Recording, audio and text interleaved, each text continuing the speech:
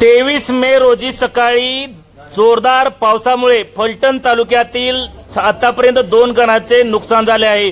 कोणाचे नुकसान झाले? फलटण तालुक्यात झालेल्या जोरदार पावसामुळे फलटण तालुक्यातील आदरकी खुर्द येथील कांतीलाल जाधव यांच्या जुन्या घराची भिंत पडली आहे, तर बिलकटी येथील श्री प्रदीप गणपत कांबळे यांचे राहत्या घराची भिंत पडली आहे।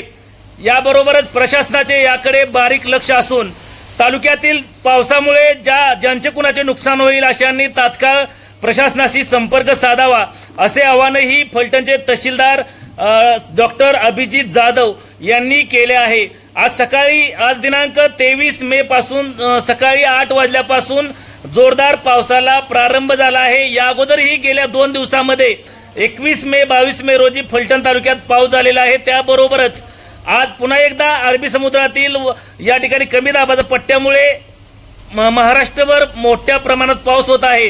फलटण तालुक्यातही जोरदार पावसाने सुरुवात केली असून याबाबत कोणाचे नुकसान झाल्यास तसेच कोणताही पावसामुळे अनुचित प्रकार घडल्यास प्रशासनाशी तात्काळ संपर्क साधण्याचे आवाहन तहसीलदार डॉक्टर अभिजित जाधव यांनी केलेले आहे।